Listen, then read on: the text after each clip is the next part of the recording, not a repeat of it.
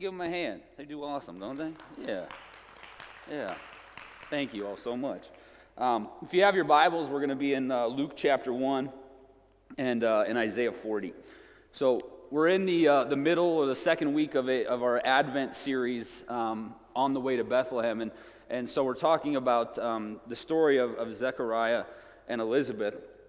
So if you were in Impact last week, our other service, you're going to hear the same message as last week. So I assume you knew that and you just loved it so much that you were like, I got to hear it again, right?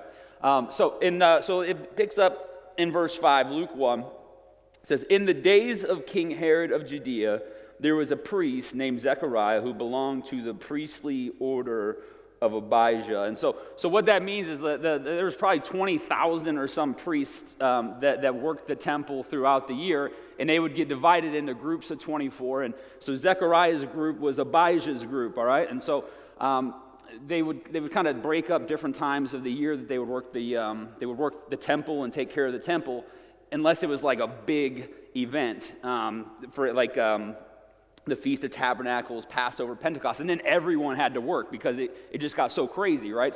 So this is kind of what's happening. So he's from the priestly order of Abijah, and it says his wife was descended from the daughters of Aaron, and her name was Elizabeth. So they both have a very strong priestly bloodlines, right? They come from strong priestly bloodlines. And so verse 6 says, "Both of them were righteous before God, living blamelessly according to the commandments and regulations of the Lord, but they had no children because Elizabeth was barren, and both were getting on in years." So there's some things to understand here that in that context, in that time, right, to be barren would have been understood that you did something wrong. That was kind of the way that the world was set up. There was an understanding that if your life wasn't going well, it was your fault, no matter what it was. But to have children at that time was kind of the blessing. It was. I know if you had kids now, you're like, I don't know, but it was the blessing. It was the blessing to have, especially when they get to be teenagers, right? But the reason was kind of threefold. Like you had a personal, like you had to make sure you were. There was no social programs, right? There was, so you needed someone to take care of you when you got older, right? And so having children ensured that you would be taken care of, and then also having children allowed your bloodline to go forward, right? And so there's a familial forward motion of the family. So there's personal, there's familial, and then power, right? And so to have kids, nationally, the more kids you had, right, the more population you had as a nation, the more powerful you were, right? And so that all kind of comes from this idea of having children. And then the idea is then, well, if that's the great blessing and you don't have that, then you did something wrong. That it's on you, and so others would start to go, I wonder what Elizabeth's getting into. I wonder what's wrong with them. I wonder what they're doing wrong, that God hasn't blessed them the way that He's blessed me, right? And we don't think like that anymore, right? No, not by no means, right? So that's the way, right? So that's what's happening. But also, you start to wonder if that's your belief system, right? If that's your theology, you begin to wonder: Did I do something? Is there something that's wrong with me? Is there something those are the types of things that would begin to come up? And there's actually a famous story that illustrates this concept. It's are you familiar with the man born blind? Right, it's the famous "I once was blind, but now I see" guy, right? That guy, right? So in John 9 it says this kind of illustrates it. It says, "As he walked along," Jesus, "he saw a man blind from birth. And his disciples asked him, 'Rabbi, who sinned, this man or his parents, that he was born blind?' And Jesus answered, 'Neither this man nor his parents sinned. He was born blind so that God's work might be revealed in him.'" And so Jesus is always trying to get over these kind of poor theologies that were laid up, right? He's like no, this isn't. But that was the stigma of the time. That was how it worked. It's like if things weren't going well for you, it was your fault or your parents' fault. Which, that's rough too, right? So here's the thing. We understand in 2024, infertility is not a sin issue, right? And it's not even just a woman's issue, right? That it's all kind of, you never would blame the guy back then, right? You've never done anything like that. So there's all kinds of things that we are not in control of in our lives. But the idea, I think that the Israelites and the Jews, they really had a good concept of this, because to some degree it is important. And I'm not talking about biological things that are out of our control, things that we can't, like cancer or infertility, like all these things. We have no control of those things. But if things aren't going well for you, it is good to look at yourself to some degree. To go, is there something that I'm doing stupidly that's making my life more difficult? Like that's a good question, and so the Jews were very good at this. Like what you'll see is, and if you look at Judges, the book of Judges, there's this cycle of the people of God are put under, they're overtaken by a nation, then they cry out to God, God saves them, they forget God. They get captured, they cry out to God, God saves them, they forget God, right? It's just this perpetual cycle that's happening. And so, but what they do is they didn't shake their fist at God when things went wrong. There was an understanding, we need to repent. There's something that we're doing nationally that is causing us not to flourish and not to function as God called us. And so there is, to some degree, we ought to look at ourselves when life's not going well for us. That doesn't mean it's our fault, but it's a good place to start, because then you can at least change it. You almost want to hope that it's your fault, because then you could do something about it, right? Because if it's not something you're doing, then it's really hard to do anything about it. And so so it's a good lesson as we look into the history of the Jews that to look inwardly, but that's not what's happening here. That's not what's happening here.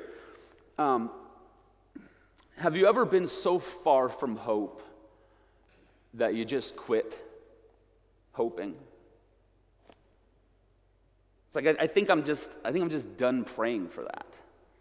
Like it's like clearly God is not going to answer this prayer, and it's just I'm so tired of hoping, and I'm so tired of asking, and I just want to move on from that. I think that's a little bit of what they're dealing with. There's another similar story in the Old Testament. Abraham and Sarah, right? They also were having infertility issues, and but the difference was they were promised a child, right? So we don't know that Elizabeth and Zechariah were promised anything, but we know that Abraham and Sarah were promised a child, and so there was the story kind of went like this. Genesis 18:10. It says, then an angel said, I will surely return to you in due season, and your wife Sarah shall have a son. And Sarah was listening at the tent entrance behind him. Now Abraham and Sarah were old, advanced in age, and Sarah was past the age of childbearing. So Sarah laughed to herself, saying, after I have grown old, my husband is old, shall I be fruitful? The Lord said to Abraham, why did Sarah laugh and say, shall I indeed bear a child now that I am old? Is anything too hard for the Lord? At the set time, I will return to you in due season, and Sarah will have a son. But Sarah denied, saying, I did not laugh, for she was afraid. And he said, you did laugh. I don't know that she laughed because she thought it was funny. Have you ever had to laugh to stop from crying? That they use this like to some degree is there's this God, I don't want to go through this again.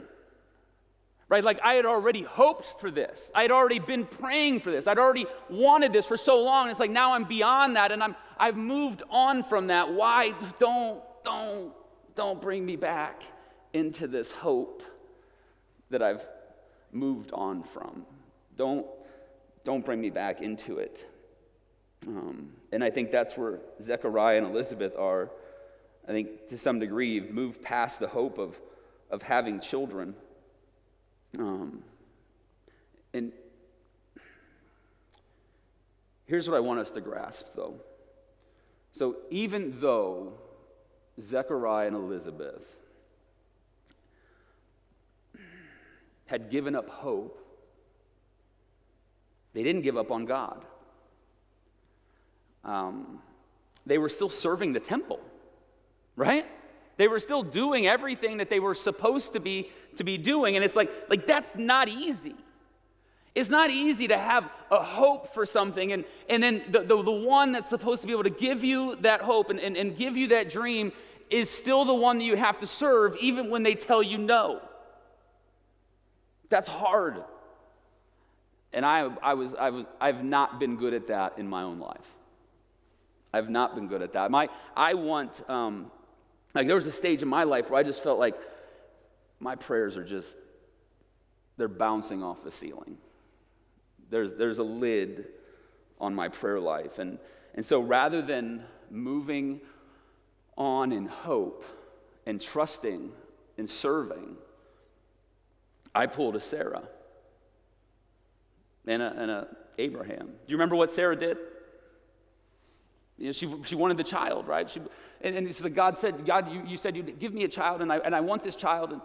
And so she gives her servant, Hagar, to her husband and has a child that way. See, the temptation when we're in the waiting, when we're in the waiting period, is to go, I'm just going to do it myself. I've got this. I'm going to do it my way. And then the problem is that it didn't work out very well for them. It caused generational trauma that we're possibly still dealing with today, right? I mean, so it's like when we refuse to wait on God, and we take things into our own hands, that's when trouble begins.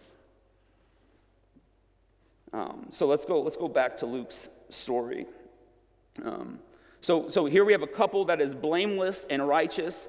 Their inability to conceive is not of their own volition. And so in verse 8 it says, once when he was serving as priest before God during his section's turn of duty, he was chosen by lot. That's not a person. It's like a chance thing, right? I thought it was Lot. I thought it was a person. Okay, no big deal. So now at the time of the incense offering, the whole assembly of the people were praying outside. So this is like a big event, right? So Zechariah is in there, and there's people out in the courtyard. They're praying. They're waiting. Like it's a big deal. And so it says, there appeared to him an angel of the Lord standing at the right side of the altar of incense. And so the angel is in a place of blessing because he's in between the altar and the bread of presence. And so he's kind of standing between. The bread of presence is symbolic of God's dwelling with us, that he's here with us. And so it's a kind of a place of blessing that he's standing in. And it says, when Zechariah saw him, he was terrified, and fear overwhelmed him. But the angel said to him, do not be afraid. Do you ever wonder if angels develop complexes from constantly freaking out humans? Have you ever walked up on someone and you're there, but they don't know you're there, right? And it's like, I don't know how to tell this person I'm here without freaking them out, right? And so it's just a no-win situation. So that's the angel's first word is always just relax. It's like chill. But the angel said to him, do not be afraid, Zechariah, for your prayer has been heard. Your wife Elizabeth will bear you a son, and you will name him John. This will be John the Baptist, right? And it says, you will have joy and gladness, and many will rejoice at his birth. I love answered prayer. I love answered prayer. The problem sometimes with preaching around answered prayer is that I know that many of you are out there, like me, with plenty of unanswered prayers. That was the great prophet Garth Brooks, right? It's like it's hard to go, like these people's prayers are answered. Okay, so that means God's going to answer this prayer of mine. And so I struggle because I don't want to bring you out of a hope that maybe you have moved on from. But I like what Zechariah did, and I think they give us a good example of how to function within the waiting, right? Because in the waiting, again, it's God, I want this, and then I'm going to go do what you've called me to. Right? That's literally seeking first the kingdom of God, right? It's here's my wants and my desires, and I lay them at your feet, and I'm going to go to work. So in the waiting, right, when we're in the waiting, we still do the things God's called us to do. We find the best thing that we can to shine the brightest light into the darkest corner that we can manage, right? That's what we're called to do in the waiting. Whenever we're always called to that.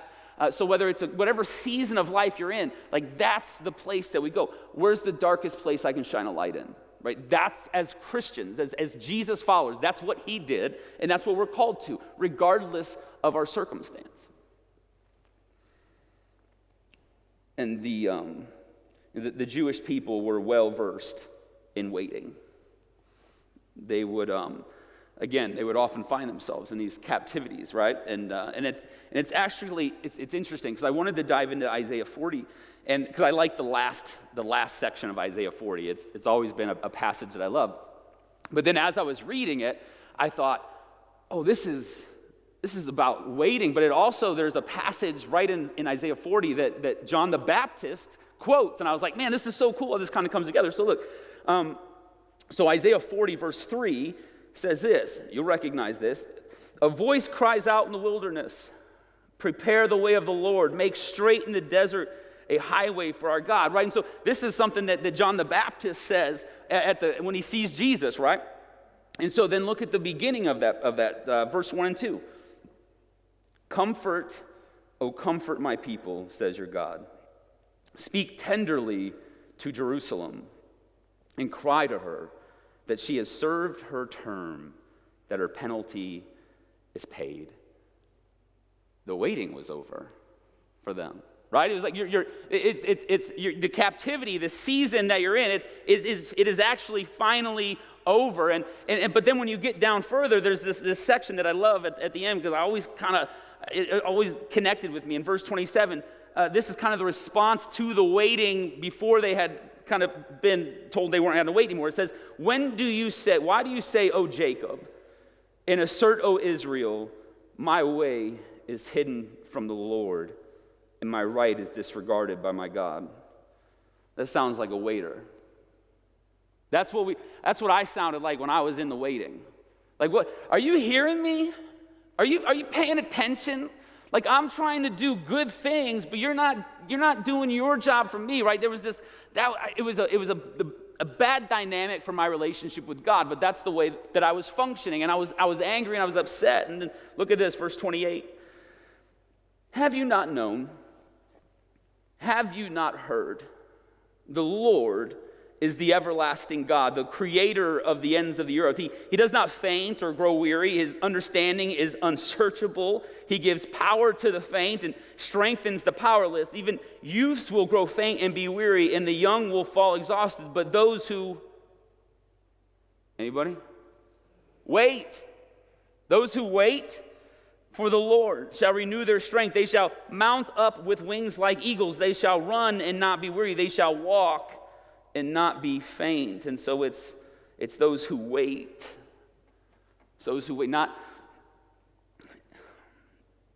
I think it's Pastor John Ortberg. I don't know if you're familiar with him. He said something I really loved. He said, what happens in us while we wait is as important as what we're waiting on. What happens in us while we wait is just as important as what we're waiting for. And so because listen, who thinks waiting's easy, right? We got any kids looking for Christmas presents, right? December felt like so long when you were 12, right? It was like, when do we get to open presents? Right? So waiting is tough at all ages. Waiting is equivalent to the wilderness when we look at the wilderness in the Bible, right? Because what are the Israelites? They come out of Egypt and they go into the wilderness. And it's a waiting. It's a waiting because God's preparing them for something better. And so we have to allow, when we're in the waiting, we have to allow God to do things in us. Because what I want to do is I want to just get to the next thing. What is it? The 23rd Psalm, right? Yea, though I walk through the valley. Not sprint, right? It's not sit, right? It's not pout. It's none of that. It's yea, though I walk through the valley of the shadow of death, I will fear no evil, because you are with me. And so God is with you in the waiting. He's always with us in the waiting. He's always trying to prepare us for the next thing, the next beautiful thing that he has for us. But waiting is tough.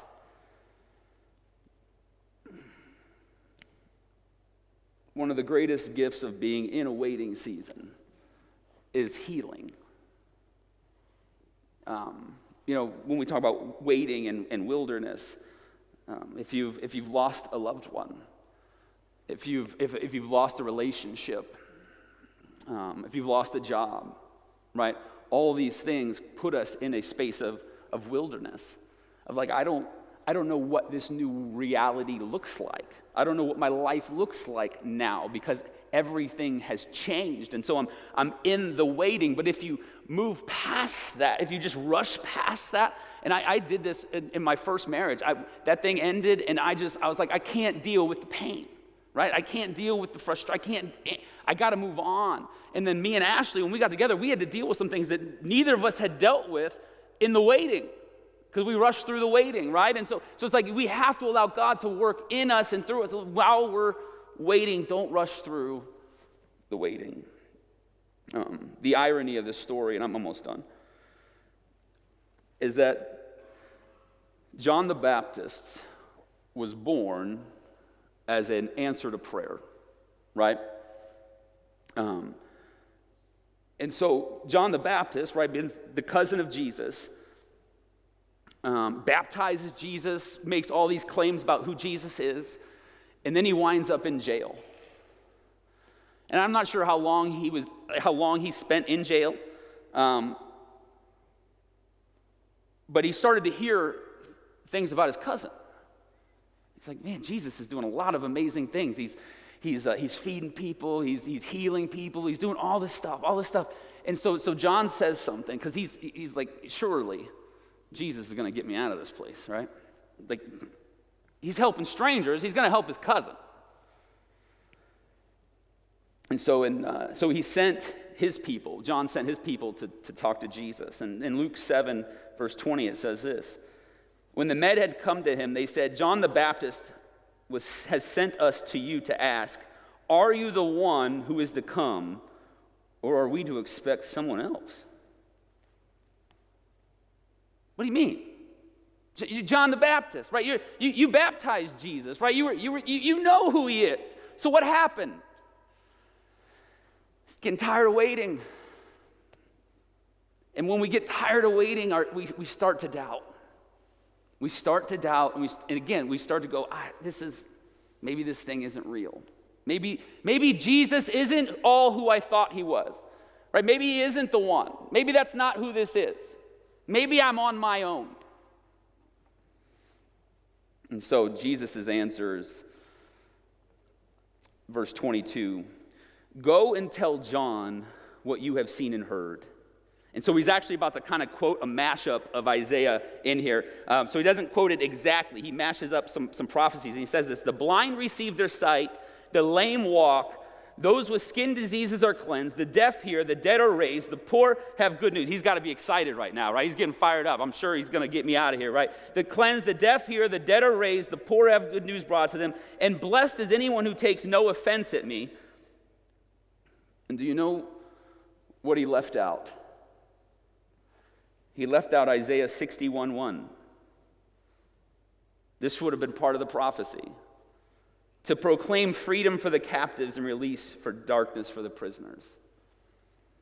As if to say, I know what you're asking, John. And don't take offense, but you're not getting out. And so a life that began with an answer to prayer ends with a no to prayer. And so we will not all get our prayers answered the way that we want them to be answered.